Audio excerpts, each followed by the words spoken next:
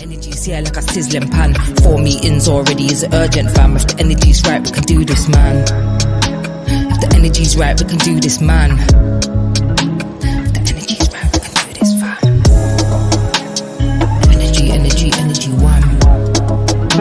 To the energy, energy, energy, one. What is up, everybody? Welcome back to the Segment Podcast. This is episode 140. Holy cow. I can't believe YouTube hasn't found us yet. We are still rolling. Episode 140. What's up, Joey? Not much. I love that opening scene there. I definitely know that location. Yes. That was some serious hang time. Holy crap. Holy crap. When you first came across that gap, Joey, what were your initial thoughts when you first saw that in real life? How did I end up at the Grand Canyon? Yeah. And meanwhile, our guest tonight, Homey Naomi, is throwing stees over that thing. There's another clip. Let me show you guys all another clip. And also, what's up to everybody in the chats? But check this out. I just want to show you guys. So that was the third person shot of Naomi. Check this shot out. This is in the cockpit. Here we go. Watch the stees. Watch it, the stees. Here's on the approach. All right, here we go. Here we go. Picking up the speed right here. Look at this. Look at this. Bam.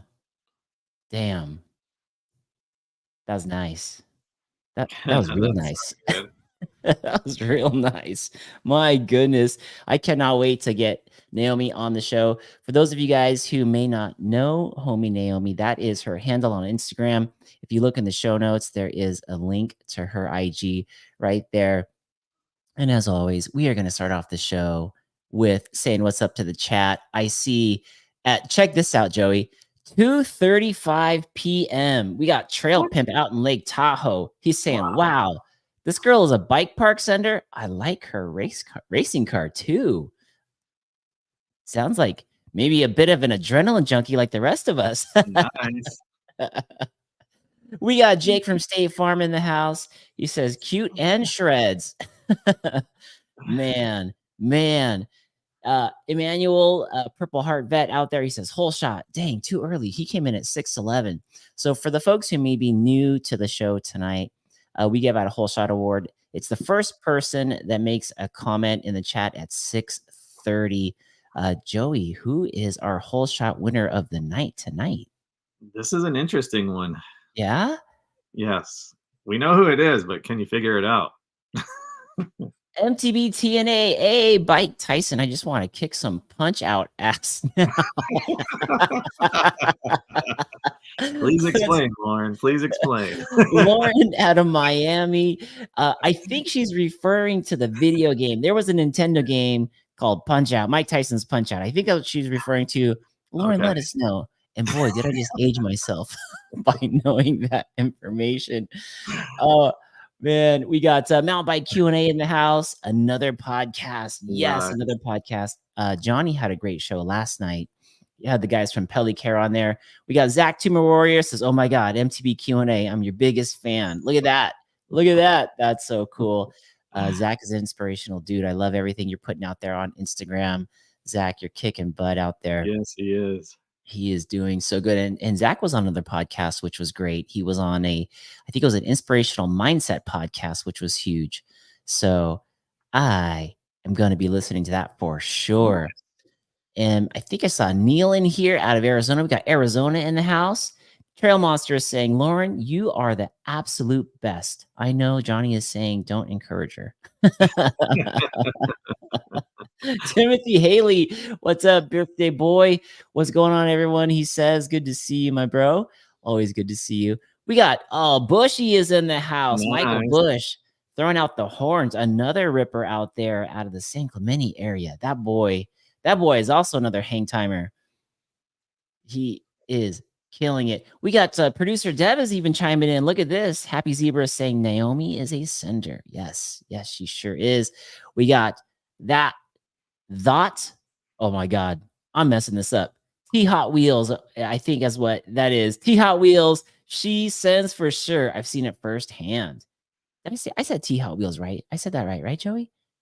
That sounds good. It's gotta be T Hot Wheels. It's gotta be.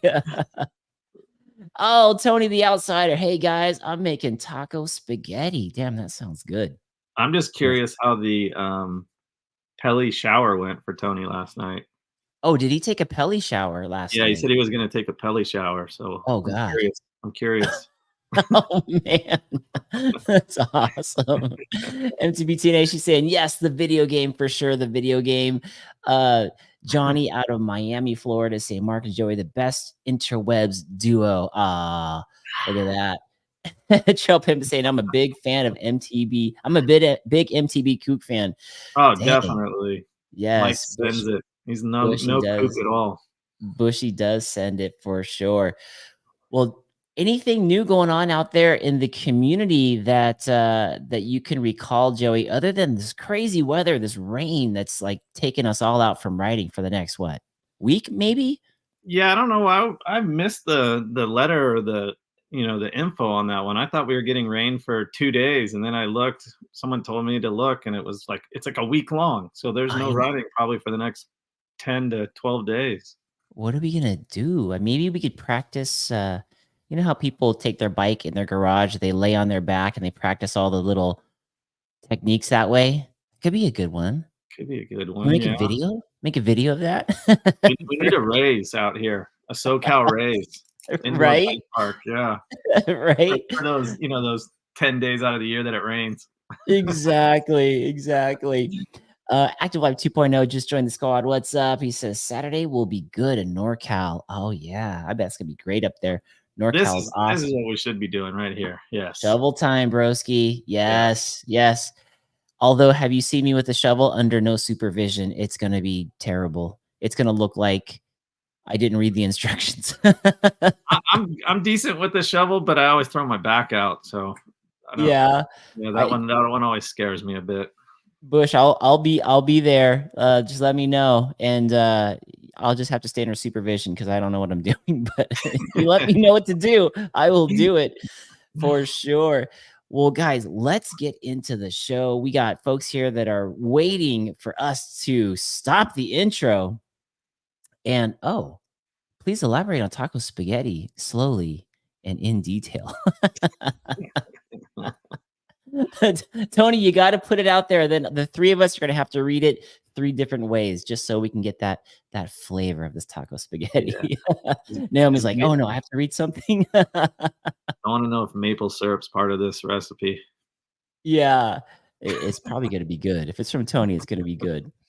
Without further ado, ladies and gentlemen, let's get the sender of the hour out on the studio for you all to see. I met her at the YT Mob Night. I just happened to be standing there at the bottom where all of the mob athletes were signing autographs. I looked over and I knew it was Homey Naomi, but I played it cool. I was like, oh, yeah, hey, nice to meet you. Oh my God, that's Homey Naomi. And then I'm like, could I get a quick picture? Because I knew they were getting ready to leave.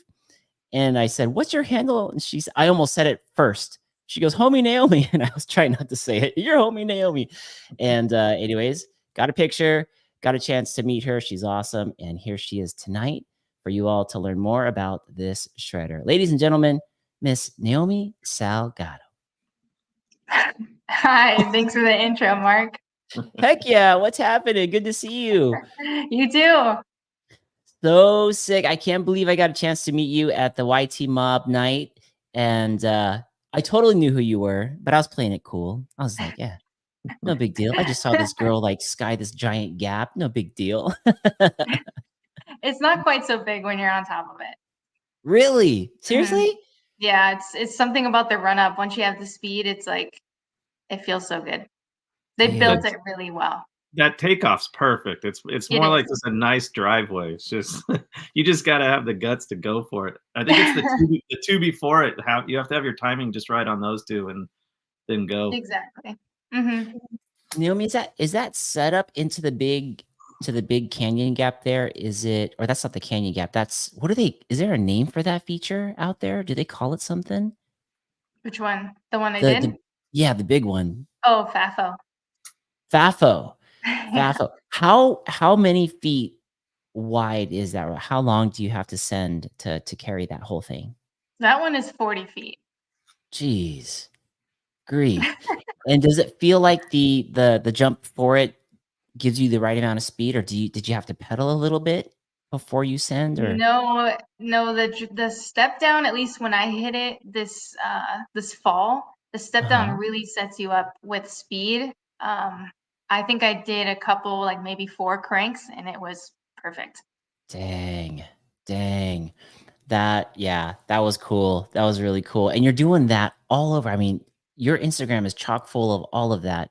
When you look at you at Big Bear, there's Muscle Beach, and you're just flying that new step up this season out in Big Bear. You're just cleaning everything, which is beautiful. Which is beautiful. Where did this whole need for adrenaline and all this stuff start? Were you always a mountain biker girl, or did you just pick it up recently? Where's your starting spot? I think I started biking about 5 years ago. Kind of went through like a bad breakup, found like a cheap bike on Craigslist and started pedaling around and did cross country for a little bit. Just kind of Wow. wanted the fitness. I would do like 22 miles a day and put the bike away and not do anything scary or remotely challenging. And then I moved to California about 3 years ago. I went to Laguna Beach. I met some people there and immediately went down to Lonix with them. And from there, it's just been what's next. Wow. Wow. When when you decided to ride XC just to start off, was there a friend or somebody that inspired you, or how did you even get the thought like, I want to do that? Just looked fun. Yeah. It was a good way to get fit. And I feel like running just messes up your knees. So Yeah. Yeah. Damn, Naomi. That's cool, man. I get intimidated to go to new places, let alone not know anybody to ride with, and so, geez, for you to pick that up and just kill it like you are is awesome. Did you thanks. feel like Oh, yeah, did you feel like when you first started, was it something that felt natural to you, or was it difficult? How did you feel starting out? Was it scary? Very scary. As soon as I started getting into the more Laguna Beach trails, more technical jumping, which only recently happened, I'd say about 2 years ago. But when I have a lot of fear, actually, which a lot of people probably don't realize. I've had to work through a lot of mental hurdles. It's just kind of trusting your body, trusting your bike, and doing something enough that it's second nature.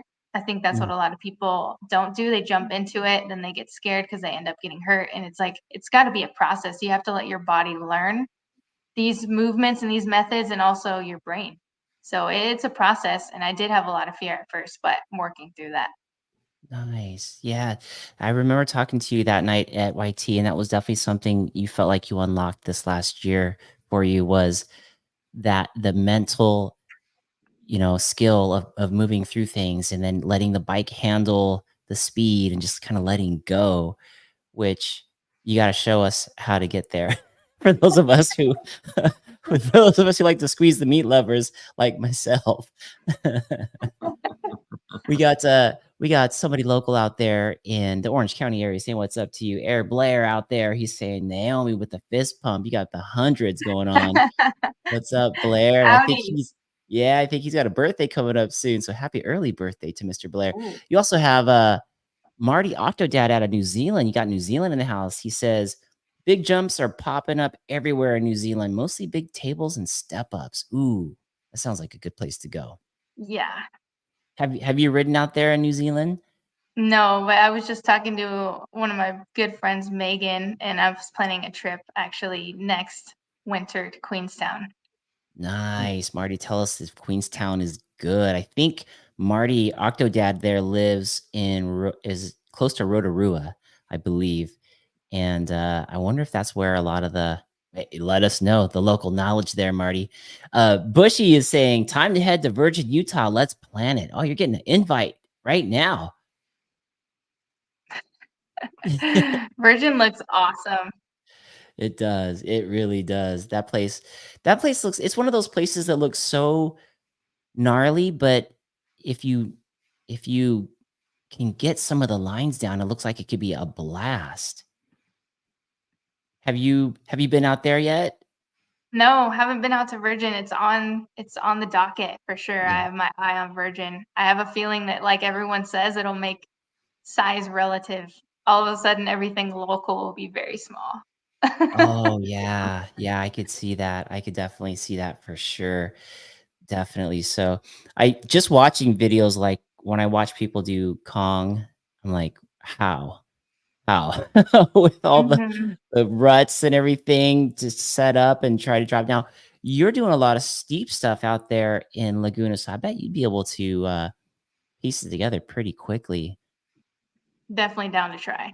Yeah, that's so awesome. Couple questions here for you. We got Trail Pimp saying, I like her transition Spire with the DVO suspension. Talk a bit about that bike. Mm.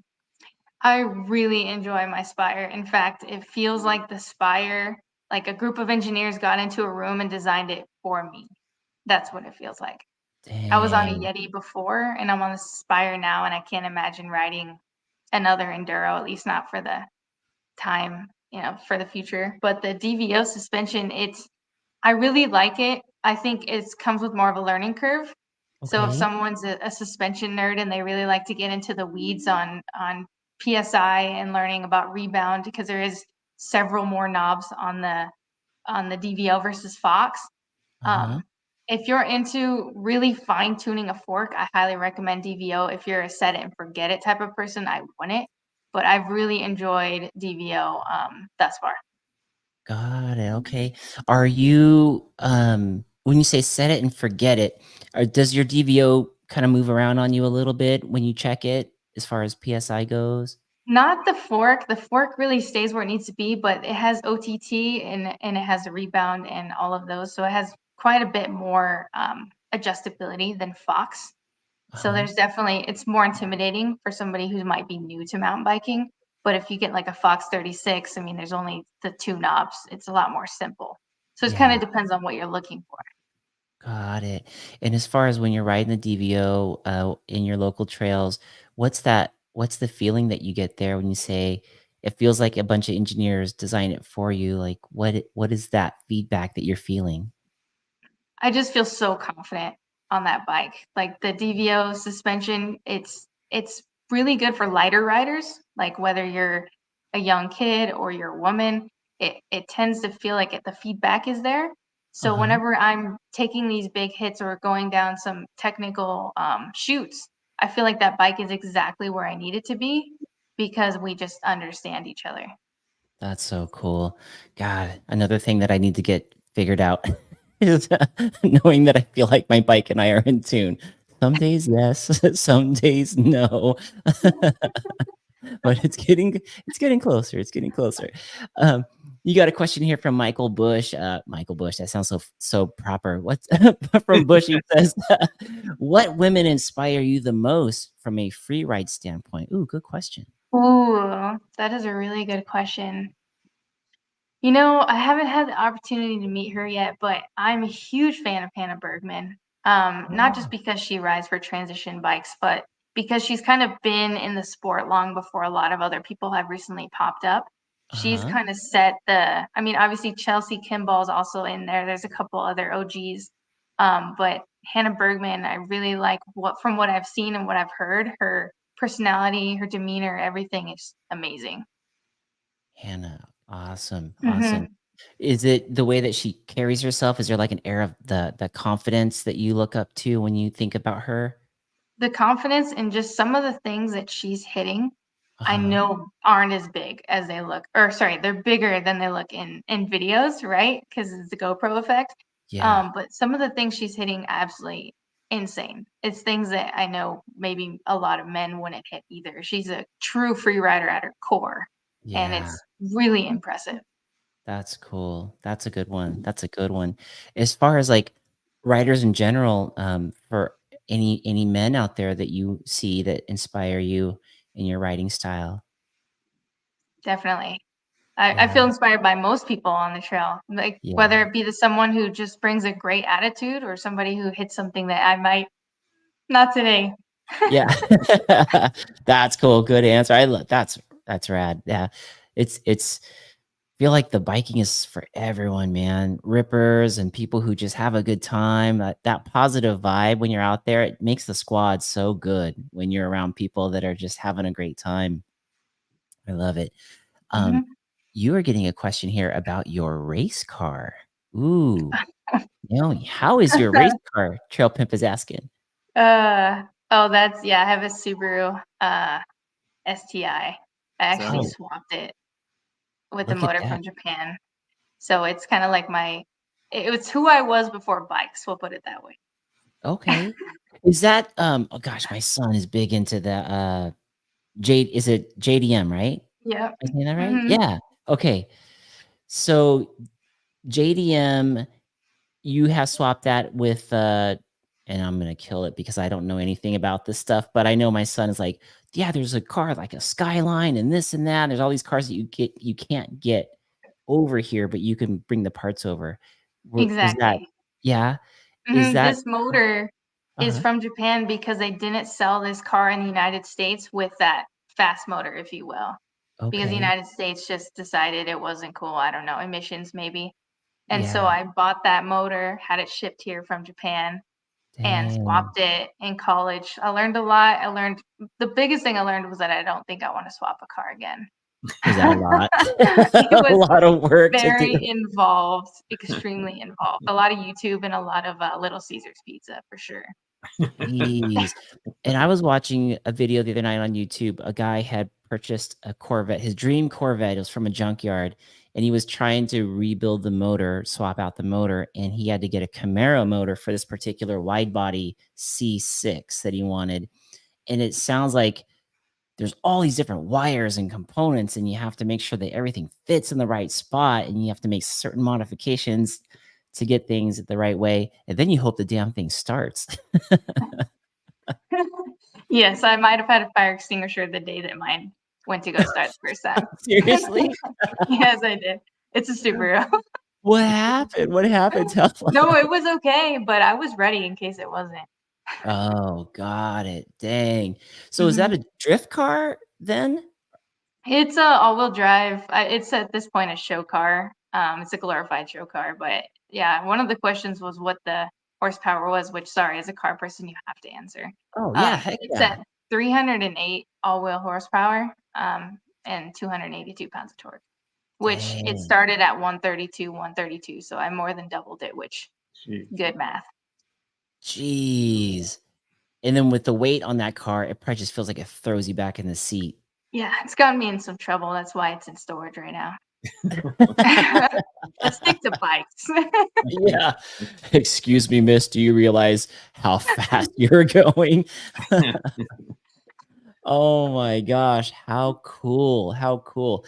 And would you take that car out on a track? I mean, if you were riding it, driving it? I have taken it on drags, like for the quarter mile. It's Uh-huh, really hard to, at least for me, it's hard for me to drop the clutch and get all four ripping to go uh-huh. down the quarter mile and hook up. It's hard because it's all-wheel drive. So my times aren't very great.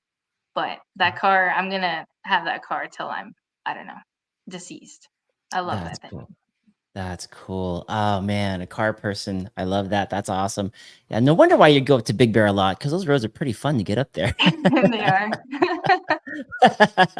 Perhaps maybe the local authorities know who you are driving those roads. Colorado Kid is in the house. What's up, Joe? He says, ugh, that's like coming back from Spain. Local trails are just not as epic. Yeah, going back to talking about how if you go out to Virgin, you get a feel of what those trails look like, then you come back. That definitely must be that feel. I know I had that. I think I was telling Joey that I went to Whistler for the first time 2 summers ago. And my son and I were just having a blast out there. And we got back. And the day we got back, we went to Vail Lake. It could have been anywhere. And Vail's one of our favorite places, in Temecula area, along with Greer. And we were out there, and it was like, I think a tumbleweed blew across our trail. And we were looking at everything. Everything was dead. And all the jumps were like small compared to what we were just riding. And we looked at each other. We're like, why do we do that? We're so ruined now. And it did take a little bit for the fun to come back. And now everything Right. feels massive again. So,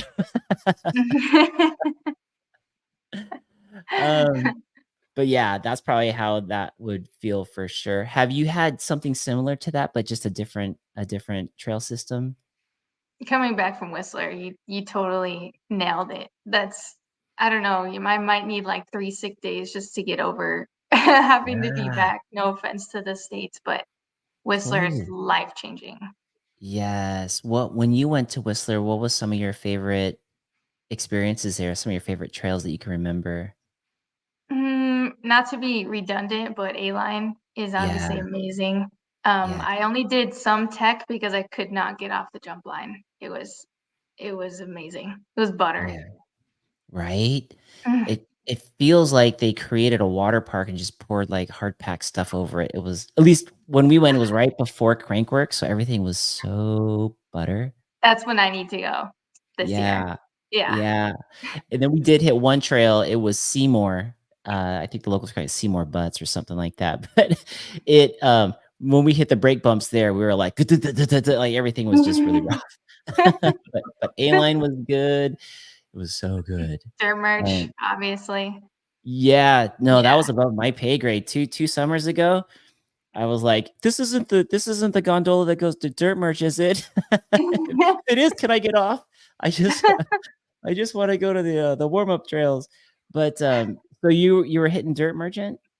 Oh, man. I was nervous, I'm not gonna lie, I was very nervous. I actually waited, I think, a day. We were riding there for, like, 6 days straight, and I waited 1 day to kinda Dang. get the willies out, and Yeah, then I looked at it again, and I was like, "Okay, I know I'm gonna regret this if I don't ride this every single day until I leave." And right? next time, I will say I'm bringing a downhill bike because my enduro love the Spire to death, but my hands were like permanently like this for like a week after Oh, Whistler really? From just all the because of the brake shaking. bumps. Yeah. Dang. So I watched a video, April and Kyle's video where she completes Dirt Merchant, and that step up on camera looks huge on it after the drop, after like the bridge drop into the big step up. Is it when you're looking at it in person, is it pretty large? Obviously, It's insane. Like Crabapple looks small somewhat on video, uh, but in real life it is a huge jump dang, line. It's dang. amazing. Everything in Canada is just bigger.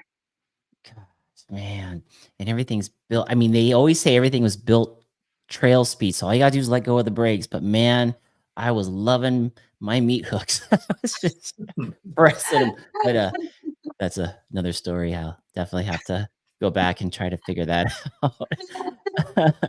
We got a question. Johnny U out of Miami is saying, I have a DVO saddle. Can I ride better now? I didn't even know they made a DVO saddle. Joey, they make a DVO saddle. That's news to me. Hey, does it have They do. they do. Does it got Yeah. Johnny, let us know. Does it have suspension in it? Right. High speed and low speed rebound. Oh man, I didn't know that. I didn't know that. MTB TNA is saying, can we set up a continuous live stream of Joey reading comments? Hashtag subscribing now. That's me up here all the time. Yeah. We got Bushy saying, because everyone only knows me as MTB Kook, what is your favorite local spot and why? Ooh, That is a great question. yeah. I have to go with Laguna Beach. Okay. I can't get Laguna out of my system. I feel like one day you could go there and just hit the fast stuff, the next day tech, or you could do a little bit of both. Laguna has it's fully rounded. You can kind of get everything. There's jumps, yeah, there's steep techs, there's things that could kill you. I mean, it's amazing. It's like what we're all looking for. Ooh. Spoken like a true mountain biker, right, Joey? Yes, It's definitely. Laguna's amazing. fun. It's Yeah, things yeah. that'll kill you. It's awesome. That's what Awesome. we all love.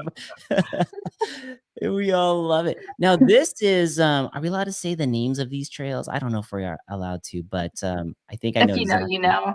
Yeah, Yeah. Yeah. we know the That road down there at the bottom. yes, exactly. And that I looked at that. I just like looked I hiked down that first part to give it a good look. Now around that corner, there's 2 more drops, isn't there? Around that corner? They're like rollers, They're rock rollers, rollers. okay. This is They're definitely like more of the hairy feature right here, just because of that drop off on the corner. You can't really see it, but it's like a cliff. yeah, it's like 100 feet, and you didn't even have a spotter. Most videos I see coming out of that spot, there's a spotter right there. Mm-hmm. No, for Naomi, she's got it. Damn. There's just And a cameraman. That's it. Yeah. Well, what was that, Naomi? What'd you say? I just started writing clips, and that was my first time hitting that feature on clips, and I was a little bit more nervous because of that. Yeah, trying to get your foot out. Good Lord, clips. Jeez Louise. Holy cow. My palms are sweaty. I need a drink here. Damn, that's crazy. How'd you do on the rest of that trail? For the folks that had seen that spot and know that spot, how did the rest of the trail feel in clips? Mm, it actually felt really good. I will say I did wreck like twice, like a slide out, just because I was like, how do I stop or how do I put a foot down? It was more like panic than anything. Yeah. But I can see the benefit of clipless Okay. 100%. And I was a flat, like diehard person for almost my entire mountain bike career. And now I'm looking at clipless like, wow, what have I been missing? Really? So I'm flats, and I know there's definitely 2 different thought process there, and I've not tried clipless, but what are the benefits that you see with clipless that makes you feel good about it? Clipless, so I didn't realize how much of my mental energy it was thinking about my feet, in the sense Okay. of when you're going down a certain terrain, oh, this could bump your pedal, you could hit your crank. You're constantly thinking heels down, whether or not you realize it. On flats, you are. You are Okay. devoting a lot of time and energy towards that, as you should, right? But getting on clipless, all of a sudden now, obviously you still have to keep your heels down. There's still the basic movements you need to still conduct. But Uh-huh. while you're riding, your feet stay in one place, and I found myself able to go a lot faster. So Wow. naturally, I'm stoked on that. I've gotten many more PRs. I mean, it's the proof's in the pudding on my Strava. Yeah. Like, oh wow, I actually am improving because of clipless. Damn. That's cool. Does it feel like it changes the way you wanna jump? Like, do you feel like you're pulling with the pedals, or because you started with flats, like, your technique hasn't changed at all? I will say I haven't jumped in clipless yet. That's kind of where I'm still diehard T-Mac, Huh? deity T-Mac. I just love those things. They're like glue. And I don't quite want to jump on the clipless jump train yet. I want to stay on the flats for that. Okay, gotcha. Yeah, As far as speed goes, you're getting that do you find you're getting that I've heard people say you get that nice up crank where you're able to pull the pedal up and get power on the up and the down on the revolution of the spin, you know? right. Are you feeling that too? hmm Climbing is Oh, a lot better in clipless. I might just use clipless except for jumping. That's kind of my plan. oh, that's cool. And Mhm. Joey, you rode clipless for a long time, yeah? Yeah, I rode clipless until I started jumping, and when I started jumping with the clipless, I was pulling up too much on my feet using the clip to try and help pull the bike Mm. up, and that's not the technique you need. So I went over to flats just to get rid of that. But I think if you came from flats and you went to clipless, your jumping would be fine because you would be used to just pushing into the bike already, and you're not going to get Right. that bad habit of pulling up on it. And then the Uh-huh. Okay. clips, yeah, the climbing is so much better, and the not thinking about your foot position, you know your foot's where it needs to be. As soon as you clip hmm in, there's never, oh, I'm too far up on my pedal or too far back, or my pedal, my shoe moved a little bit. I can't lift up to get it set back down. It's just set where it needs to Right. be. So The there's struggle. benefits to the clip lift for sure. That's funny, that's awesome, and it's so true with clipless, it feels like when your foot's crooked, that's all you need to bail out of a jump sometimes. Like, I run Yoshimura pedals, and they're pretty sticky too, but sometimes if I'm approaching, like, a series of jumps and I get through the first or second and my foot goes a little sideways, that's all I need to be like, "I'm bailing out." Right. 'Cause, like, you can't fix it. You're, like, trying to fix it, and I could see if you're clipless, like, you don't even have to worry about that. It's just lock in and go. Mhm. And the And the clip unclipping sound. That part, Yeah. that part's great. And then the unclipping becomes second nature. You know, if you're going down, your foot comes out quicker, just as quick as stepping off of a pedal.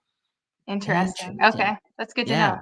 Yeah, it's super good. What about MagPed? You guys seen MagPed? The magnetic ones. Yeah. What that might be like the benefit of both worlds. I don't know. What do you guys think in the chat? MagPed. I had a buddy, Brett Hall, actually, I think is running MagPed, and he was in front of me, and we were at Greer, and we were jumping this little 4-pack on overdrive. He washed out, and his feet were still in there. it was that strong, and his feet only came out when I ran him over because he was right in front of me. But you know, if they ever come home with souvenirs on those pedals, you know, like a keychain or something stuck to the bottom of it. I don't know, but yeah, I kind of like that idea. Maybe that would be a good try because it gives you that feeling that you're locked in. You don't have to worry about your feet, but in an emergency, you can like kick your foot out. Yeah, but you can kick your foot out of a clip. You can? Is it easy? You come out so quick. I don't know about going over the bars, you know, on a jump. If you started getting buck, it'd be kind of a weird thing to twist your foot to try and get out. But yeah, I feel like once you know how to get out of them, you can get out of them just as quick as you could MagPeds. Yeah. Oh man. Okay. Well, Naomi, what are your thoughts on getting out of clipless? Has it been, since you're new to it, is it pretty intuitive to get your foot out? Like you just do it, or do you have to think about it and learn that skill? Definitely, I've had to think about it. Yeah. Like at Laguna, I would roll up to my friends and just fall over to the bushes. That's what I've seen. Like, I've seen that. I've seen people like, "Hey man, what's up? Good to see you." They're just like, thankfully, it's been somewhat do that too. The president did that, but he had cages on his feet. Yeah, he had cage. Yeah, he wasn't clipless. Someone set him up. Right. It was magnetic cages as well. The cages haven't been around since the 90s. For some reason, the president's bike still has them. Yeah, they found him somehow. They found him. Naomi, we got a question here out of New Zealand. Marty, loving that STI of yours. He's asking you, with a car like that, what bike rack would you trust to put on that baby? I actually have a vintage Yakima because Yakima hasn't made a rack for that car since like 2001. So I found it in like a buy and sell Subaru page that I used to browse frequently in my youth, and picked up a Yakima rack. And everyone asks me to this day, "Where did you get that? I want to get that." I'm like, "Sorry, man." Yeah. It's kind of a relic. Yeah. So it just attaches onto like where the luggage racks would go up top, or does it clip onto the door frame? It does clip on the door frame. It's a coupe, which makes it challenging. So it clips into like the sides of the door, and also has like this rubber pad on the rear of the car that I don't sort of mostly trust. So when I'm driving with my bike, I'm constantly looking up through the sunroof to make sure it's still there. It's still there. Joey, bring up a picture of her STI one more time. Yes. I want to see this now that we're talking about it. And when you were installing it, Naomi, were you like, dude, I didn't come all this way with this car to have a bike to come be through. Stuck on a bike rack. Yeah. Yes. Is that what you were thinking? That car has so many half-done things. Like I don't have an e-brake. That's a big one. And my corner lights fall out routinely. It's definitely like a project car through and through. But cool. I love that thing. Yeah, it looks cool. It looks so fun. Is the paint still from stock? Like, is that OEM paint, or did you repaint it? It is OEM paint, and I bought it from a woman who took her kids and her grandkids fishing in it. Actually, it was just a daily driver, and it's been hit on like 7 different sides. It's got so much Bondo, but a clean title still, surprisingly. Nice. So she's got quirks. Heck yeah, that's awesome. That's all. I bet that turns heads when you're driving that thing around. And everyone's gonna want to ride in it or drive it, which is a sick car, and with a bike on it too. It's just so cool. We got Dropping. Oh, what's up? Dropping MTB is on. He says, oh, and it's kind of like somewhat what we talked about earlier, but we talked about the area that you like, but he's asking specifically, what is one of your favorite trails in SoCal since you moved here? Favorite trails? Can Yeah, I I pick could a be on bike and off park menu. trail? Yeah, Because it'd definitely be Westridge. Westridge. Okay, there you go. Bike park, Mhm. Westridge. Yeah, we have footage of you at Westridge. You guys want to see Naomi at Westridge? And if it wasn't at a bike park, where would it Hmm, be then? not at a Oh, bike park. It look would at you. be in Unmentionable Trail, Laguna, for sure. Oh, got it. So off menu, off Off menu menu. stuff. There we Yeah. go. See, that Look at video this. frustrates me because I tabled the wrong way at the end because I didn't know how to table the other way. So, That's the wrong way for you? yeah, well, no, if you look at the Oh, jump, it there. should be a table to the other way. But because Ah, I knew one way, I did the one way. like that. So, That like, looks that good. was fine. That's fine. And then here, Taco Taco. It's okay. We'll How get better next year. how dare you make fun of my tabletops? It's the only thing I can notice, unfortunately. That looks so good. Now, how many attempts did it take? Because I hear, and I haven't been able to do it yet because I just don't get up to Big Bear enough, and I really need to make a better effort. I think I've only been there 3 times. And Wow. so I haven't cleaned everything yet. I'm still in that process of like learning everything there. Went once with my son, once with Joey, and then another time where I was like, I'm just gonna be mellow. It was like the last day of the season. But how long did it take you to just clean the whole thing to where you're comfortable like this? Mm, I'd say it took, uh, honestly, I don't know the time frame it took, but I know when they added, so Westridge changed this year.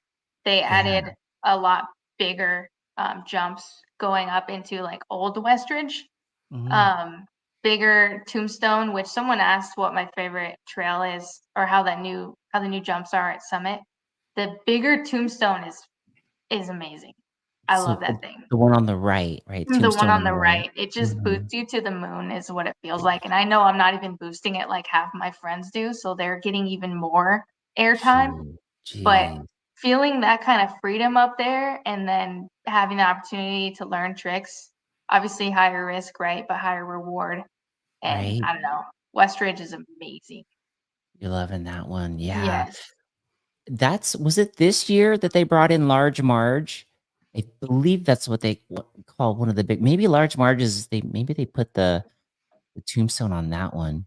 Large Marge has been there, but they Oh, added the okay. tombstone, like, in the middle of the trail system, essentially, and it's a lot bigger than the original one, and it's a lot Okay. faster. Because I think there's Uh, about 3 different tabletops leading up into the bigger tombstone, and those 3 tabletops are I mean, everything is just so insanely fun. wow. But like that comment, like Trail Pimp said, they really did change it a lot. It's a lot bigger, it's a lot more serious now. Yeah. Yeah. Mhm. Great. Never gonna complete it for myself, going only like 3 times my whole my whole mountain You gotta biking. change that, you gotta I go. I do. I Mhm. definitely do for sure. They so I'm not sure if this is true, but since you'd been to A-Line as well, do you remember the moon booter at the end of A-Line, like towards the end of Yes. A-Line? Somebody had told me that those were the exact dimensions as Large Marge, but I don't know it well enough to know if that's true or Oh, not. Yeah. interesting. You Yeah. know, I would believe that, but what I like about the A-line moon booter, I think is what it was called, is that the Mhm. run-in, you can carry more speed. I Oh, feel that like at jump. Big Bear, Large Marge, you kinda lose some of it. You have to really pump into that corner and rail it in order to keep your speed. But that could just Uh, be me. I mean, being a woman, you're being lighter, it's a little more challenging. that's a big jump. I think being anybody, that jump it's freaky. I mean, I rode over it my 3rd time there, and I was like, "Gosh dang, when does the lip actually end?" As you're going up it. Am I right? I mean, for the folks who've been Yeah. out there, but I am so inspired by everybody who just sends that thing with tons of style and throwing suies, throwing tables, giant whips back. I mean, it's incredible. Our sport's incredible that you could do so many cool things out there. It Mhm. it is so fun. But you're right. The giant berm, an A-line that drops you down to the moon booter. That thing is so fun. I feel like you're dropping like 4 stories as you're just coming down this thing. And when you first turn the corner and you see it, you're like, we're going to It's that? yeah. It's like, Right? if this berm is big, what jump is coming after? Exactly. And then the end step up down after a bit where you can see the gondolas in the background. Mhm. You're like, where does this thing go the first time you hit it?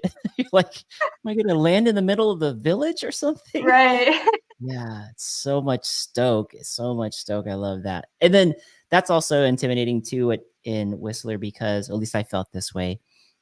When you hit that, everybody that's in the Fitz line is standing there watching everybody come out of there. You know, Yeah. when they're Oh, standing yeah. in the line, they're just, that's what you can see. You can see There's an everybody hit that. audience. Yes, that last step up, and it's just when someone cases it, you hear them go, "Oh," and then you're coming in, you're like, "Oh God, here it comes." Come on, Yeah. Capra, don't fail me now. Right. Had another question here for you, Naomi. It's saying, Trail Pimp is asking, what is your favorite jump on Party Wave? Ooh. Favorite jump on Party Wave? Honestly, not to be dissing Party Wave, but I think I only hit it like twice last year. I was on Westridge, like Blue Steel to Westridge. Ooh, that's a nice lap. Because for those who don't know, Blue Steel has like a bunch of more jumps in succession. So I was working on my one-handers and working my way up to tables and things like that. So to me, it was worth my time to hit more jumps in a shorter amount of time than Party Wave. But if I had to pick, I do like 650B. I really Okay. like the little step down on the left leading into it. I feel like Yep. that's just a really fun flow. That is fun. As long as the wind, I remember, I think the second time I was there, it was getting a little windy towards the end of the day. And everybody was like, we're approaching 650B. I'm like, is this it? Is this it? And with the wind, some people were like, maybe let's go around it. And then, that seems to be a spot. But yeah, that's a killer spot. Speaking of one-handers, is this you right here throwing it? That was before I got the Oh. bag toss, but yeah. Oh, and that's in Whistler, yeah? No, is that Big Bear? That is That was Whistler. Whistler. I actually learned my one-handers cleanly. I learned them in Whistler. Dude, that is epic. Look at that. Yeah. Making me miss Nice. Whistler over here. Look at that. That is what a souvenir to take home. What'd you get in Right? Whistler? Got one-handers down. Freaking Yeah, and there's awesome. your moon booter that you mentioned.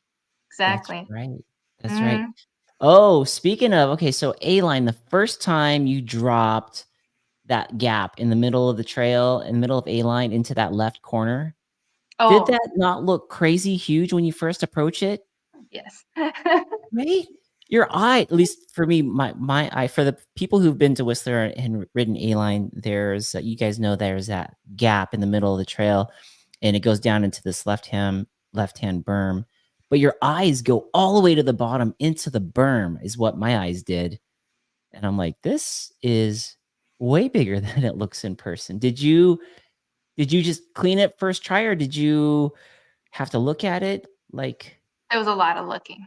okay. There was a lot of looking, a lot of because I didn't want to get to Whistler and get hurt on day one.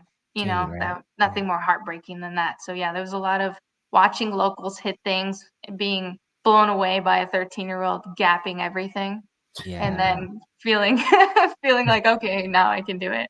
I should be able to do it if he can. Yeah. Did you go with a squad or did you go solo? I did. I went with a friend from Oregon, actually, my buddy Scott.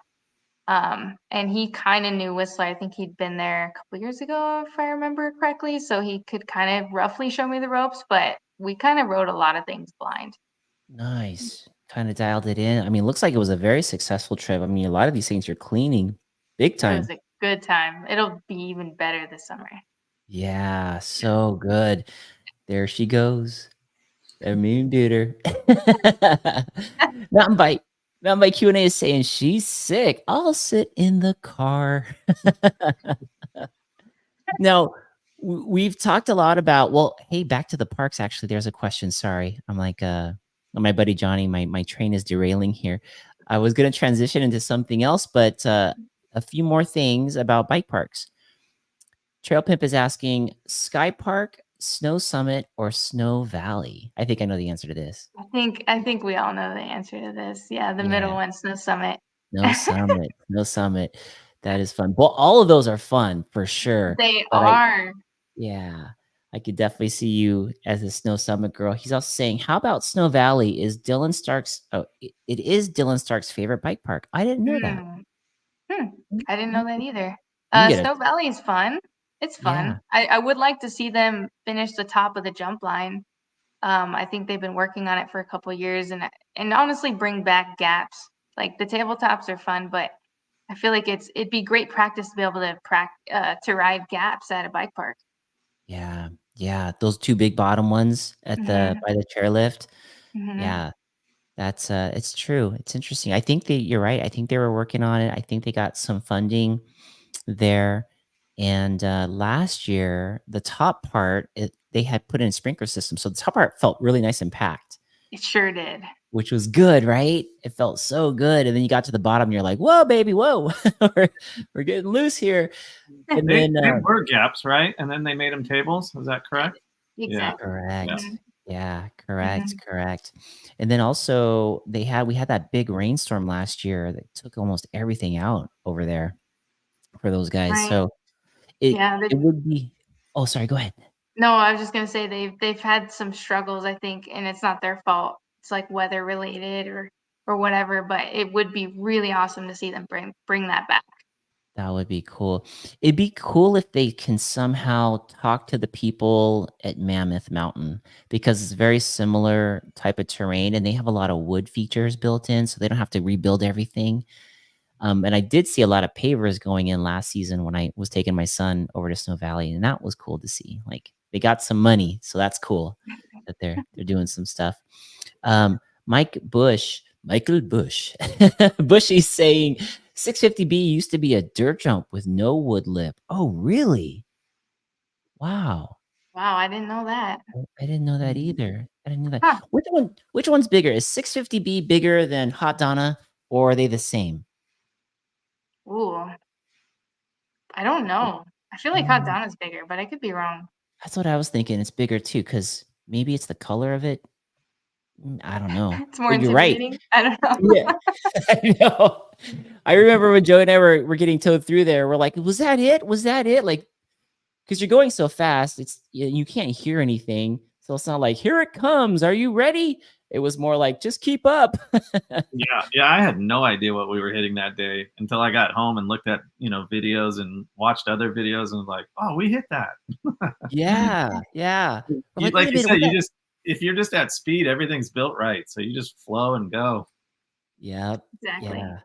And then until your mind gets a hold of you. Here, I'll be the Debbie Downer on this one. Until your mind gets a hold of you, and then you start grabbing the damn meat levers. Coward you're levers. Right. We did get through Muscle Beach pretty great. 650B we hit, Hot Donna we hit, all on the first go, which felt awesome. And then once I knew what I was doing, I was like, okay, time for me to just kind of learn this thing and slow it down. And no shame in learning slow. And then we ended up over here. We did end up over there. What are your Drop-In MTV says? What's your thoughts on 10 ply? Ooh. Okay, again, I only hit 10 ply a couple times this season just because the jumps were too good.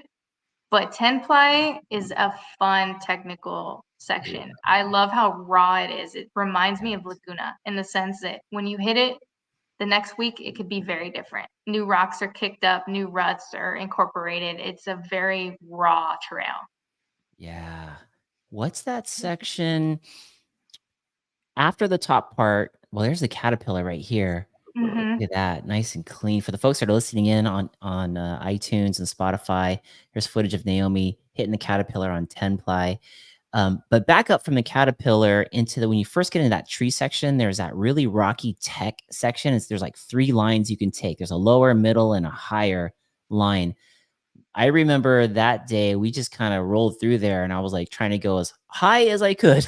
I was like looking for the smooth stuff. Where is it? But when you go through there, do you have a line specifically in your mind that feels good to you? Because I I might try that next time. Hey, by the time it all dries out, it's gonna be different. True. That's true. I don't know. I like what you're saying, the high line. I usually like to see if I can mostly, even if it's not faster, I like to challenge myself by like, can I be on this off camber rock and stay? Like, let's see. Yeah. Because you could always like off camber, like kind of slip down into the middle line and then still That clean feels through. good. That's Right. cool. Like I'm a Yeah. real rider now. Yeah. Right. Or it's like, how did I do that? For me, it's like, I'm alive. Yeah, exactly. Now, the caterpillar that you just showed, and I'm exposing a lot of my weaknesses in mountain biking tonight, folks, but this is real. I still need to figure that place out. When I first looked at the caterpillar, and my initial thought was, how do I get off of this thing if I decide I'm not going to pull through all the way? And I looked to the right, and I'm like, dude, I can't jump off to the right. There's no way. And then to the left, there was that weird rock about halfway down that kind of pulls in closer to the caterpillar. I'm like, I can't jump off left. Like once you go, you just got to commit. Exactly. And That's the best part about it. right? Yeah. And of course, I'm watching Joey and he just pulls it off like no big deal. But when you were learning that, did you have that mindset? Like, I'm just going to do it. And was it as bad as you thought? I did have that mindset, and that gentleman who towed me in, he's a fellow transition rider. There's like a group of 4 of them, and I was like, "Oh, can I join you guys? Like, I'm not here with anyone. Like, can I be a part of the squad?" You know? And he's like, "We're gonna hit 10 ply," and I knew right in that moment, like I hadn't hit Caterpillar, and that was my chance to. And I was like, "Okay, I'll come, but I haven't hit Caterpillar." And he's like, "I'll tow you in," which I thought was Sick. really cool that he felt, that A, I could do it, and B, that he had the patience to recognize, hey, she hasn't hit it, but I'll show her anyways. So that Yeah. was really cool trail karma that happened there. But yeah, I followed him in. He said, just easy does it. Be prepared to kind of like huck at the end. And I was on my little bike too, my little aluminum bike. So I was like, if I can do it on this, I can do it on any bike, And it felt Right. amazing. He towed me in with a great amount of speed. And afterwards, I was overjoyed. I think I did it like 6 times after that. That's awesome. When you first get on the caterpillar, the first rock as your tire kind of steps down, in my mind, I'm like, is my bottom bracket gonna hit that? But I think at the speed that you're going, like there's no way that's No, gonna touch, it right? looks like it. You're right. But no, you're Yeah. good. Okay. All right. Caterpillar's mine this season. Talking crap now, but we'll see when I really get there. You got it. Adapting Adventures. What's up, buddy? Good to see you. Motivational guy here with his YouTube channel. He says, what's your most memorable race? Ooh, do you have a race that's memorable to you? Ooh, actually, the first race that comes to mind is Tennessee Nationals 2 years ago. I went over there with nothing but hopes and dreams and my little Enduro 27.5 bike. I didn't quite know what I was getting into. It was extremely technical, very off camber, peanut butter mud, very technical. If I didn't say that already, I was in way over my head. But I still decided to try to race. I think I got to the second to last stage, and I missed the last shuttle up to the top and basically did not finish. It was the only race I've never finished.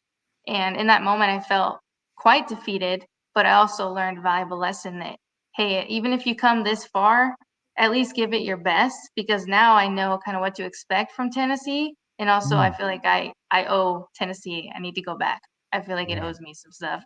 Yeah, I love that. I could see that in your face and your voice when you say that. Yeah, Tennessee's in trouble. That Yeah. that's that's cool. That's cool. When you missed that shuttle, like, was it by a lot, or was it just like you just barely missed it? It 'Cause was those- just barely missed the last one, but oh, even if I got it, I had another stage to go. So regardless, the math wasn't mathing. I wasn't gonna make it, the next you one, know. yeah. And I Dang. didn't know anybody. It was there by myself, so it was definitely like I don't know. I feel like it was pivotal for me. Yeah. Sounds like that started a little fire in there, and that won't be put out until you get back there. That's cool. That's really cool. Great question by Adapting Adventures.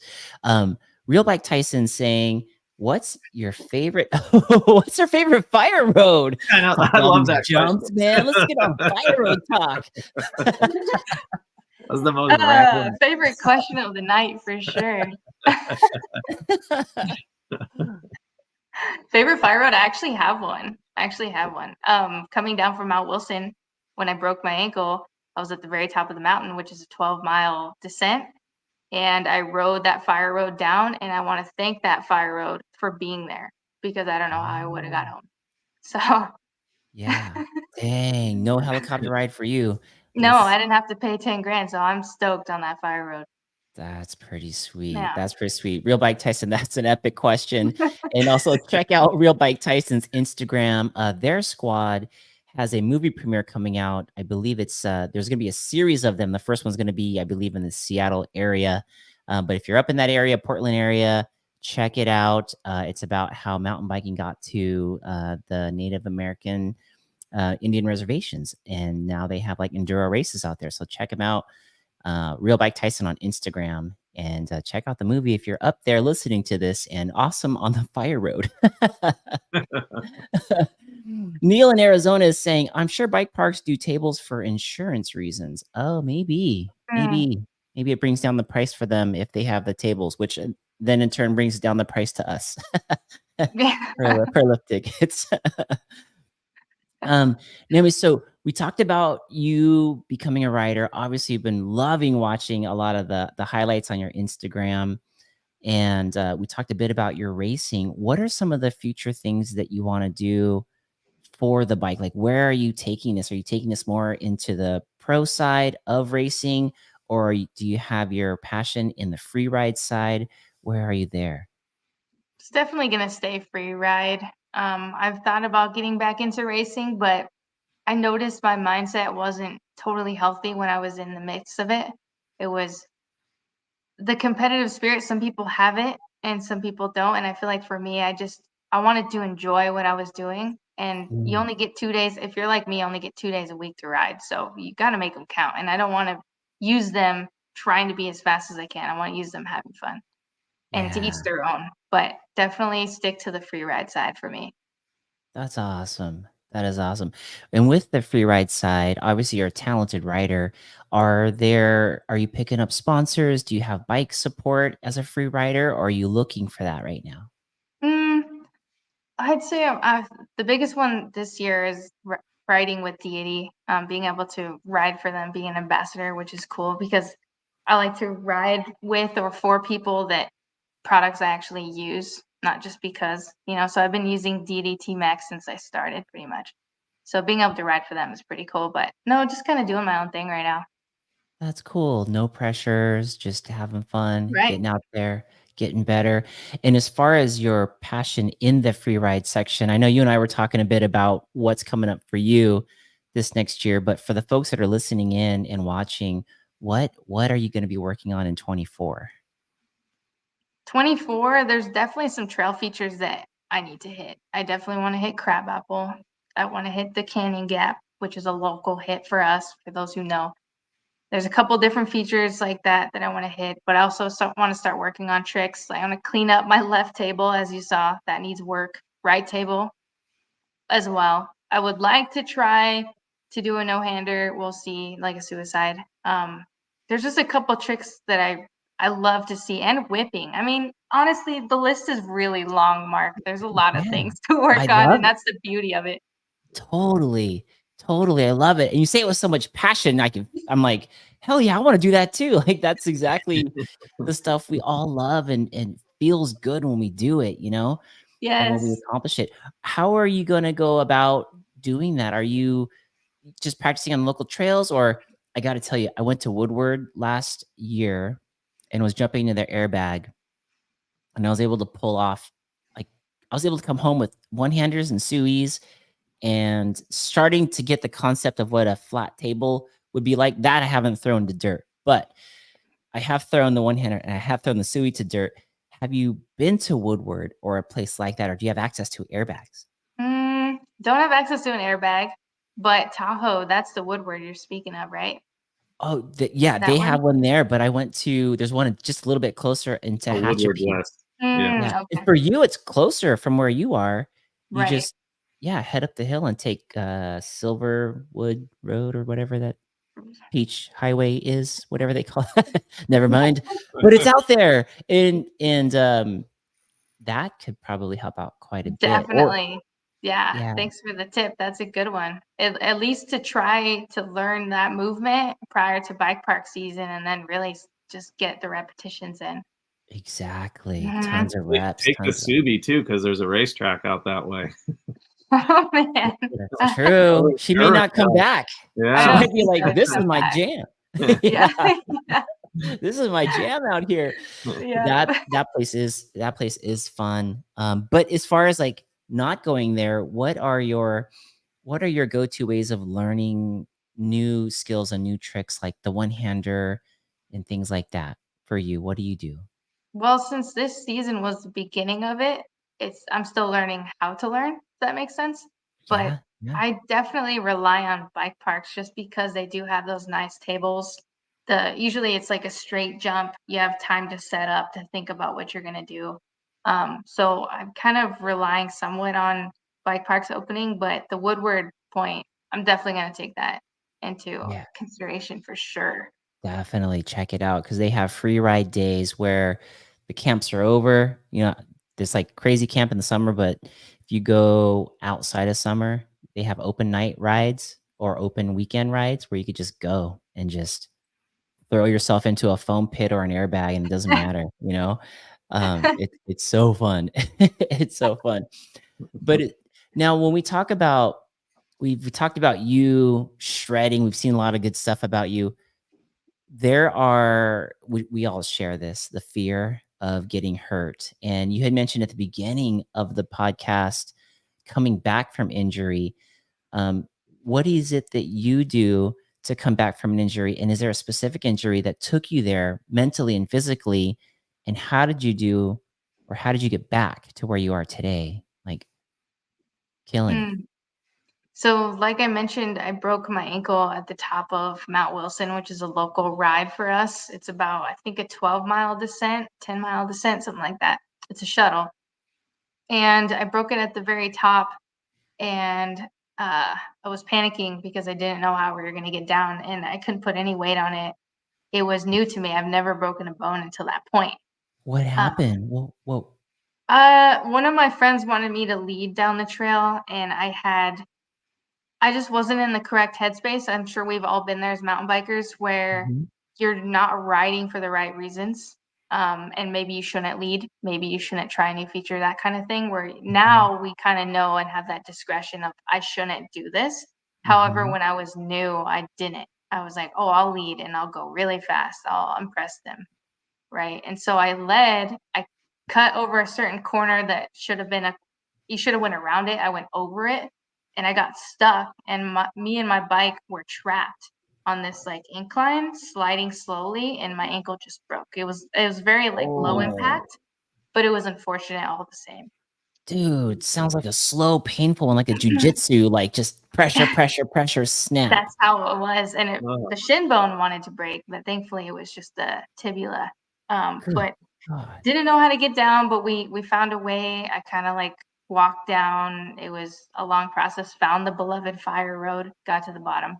But I think the Yeah. biggest thing about that injury wasn't necessarily the injury, it was the fact that I had just moved to California. It's very isolated on my own, down from my family. Mhm. Um, living on my own, being by myself, it was my right ankle, so I couldn't drive. Oh, So I drove crap. to the ER the next day. They put me in a hard cast, and I had to call my mom, and she flew down to drive my truck home. So it was an Oh. entire process.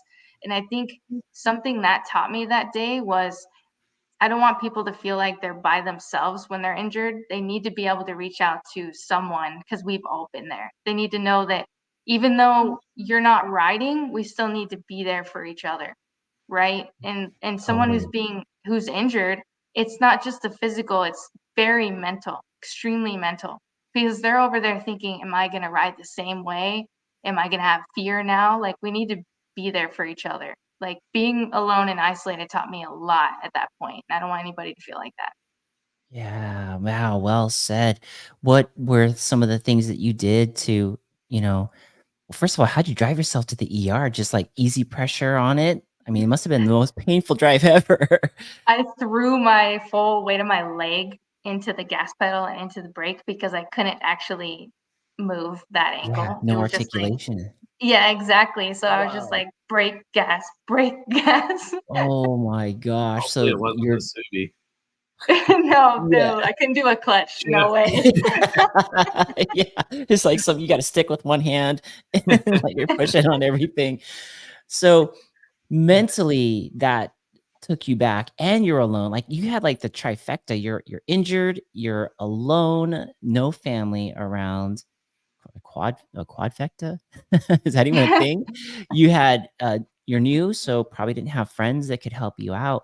How did you how did you get over this? What did you do to pick you up?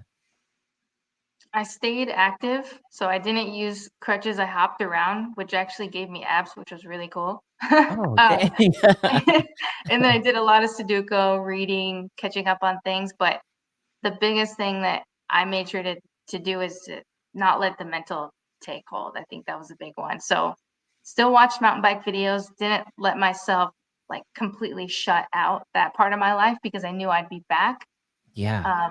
And then maintained whatever friendships I could, like over the phone, family, friends. Like for all, those of you who were there for me at that point, I'll never forget it. Oh, And nice. then I counted down on my cast. I had a tally of every single day I'd been in that cast. So I No was like, way. I felt like what was it? The castaway? I feel like him for a little bit. Yeah. Yeah, Tom Hanks. Yeah.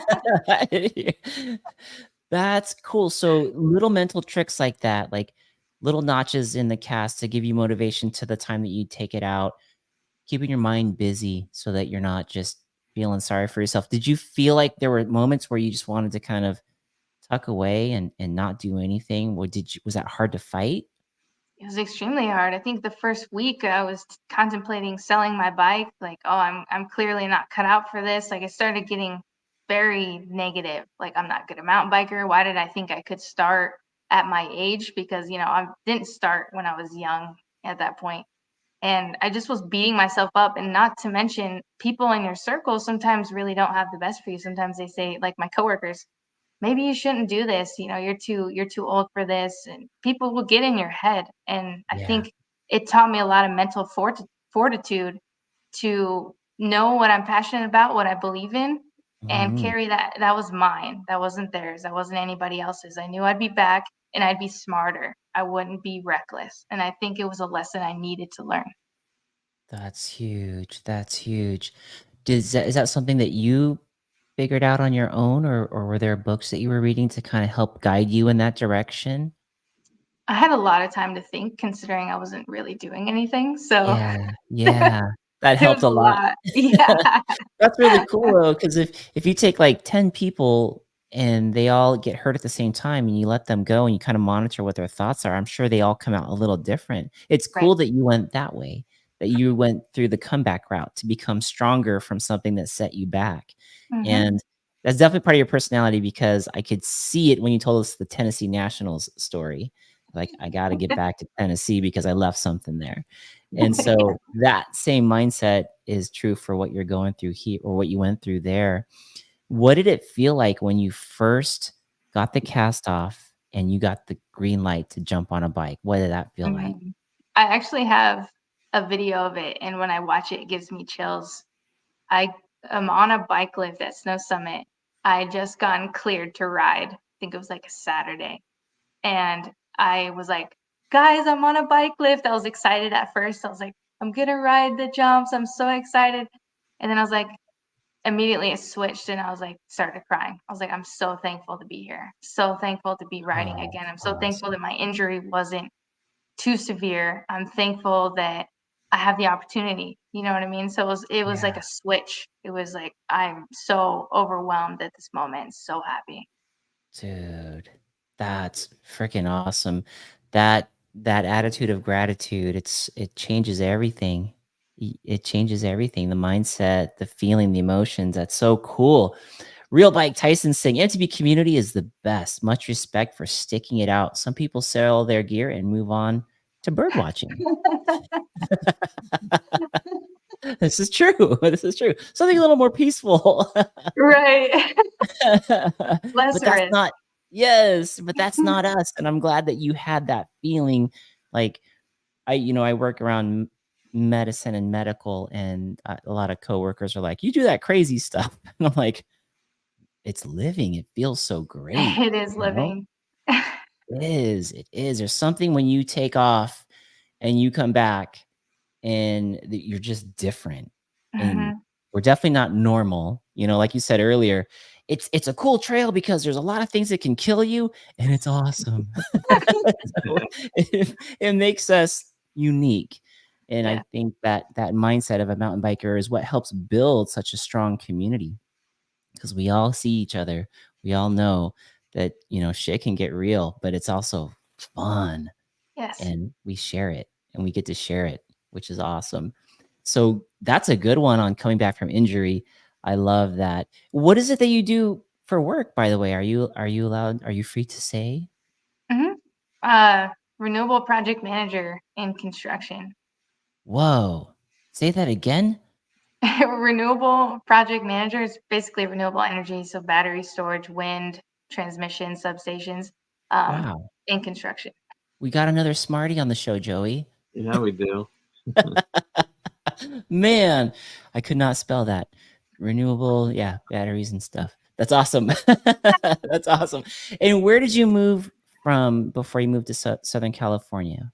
Ooh, I came Where? from Bend, Oregon. Oh, you did. Yeah, Okay. terrible That's place to live. Awful. that is it awful? Yeah, you don't No, want to go there. It's one of those things, right? Don't tell anybody. Or is it's a it big really awful? secret, but it's also out there. Yeah. Okay, gotcha. I gotcha. That's cool. That's very cool. We used to go Mount Hood for riding, and that was cool. I mean, for snowboarding in the Right. wintertime. Yeah, Oh places. yeah. Yeah. Yeah, Yeah. pretty up there. I see a lot of pictures from that area. Your area. It's awful. It's awful. Don't It's go there, folks. terrible. Well, Naomi, you have been amazing. Mike Bush saying my cousin runs the MTB community in Bend, Oregon. No way. Wow. Small I world. I bet you guys would know who it is. Say the name on the count of 3. Ready? Mike, pop it in. Naomi, say it. Say count of 1, 2. No, she's saying no. She's saying no.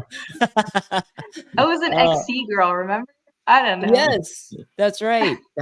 Yes, that's right. But not now. Look at you No. now. Now you do it all. Now you do it Try all. A little bit of everything. Free writer, Naomi Salgado. Naomi, tell the folks where they can keep in touch with you after if they don't know you and they found you on this podcast. Where can they follow Oh, you and contact you? Instagram would be the best. Homey Naomi, spelled like Home. The other one was taken. Yeah. Home. There it is. Joey just put it right there. Oh, Joey, give it a follow. Homey Naomi right there. Joey's like, damn it, Mark. You had to bring that up.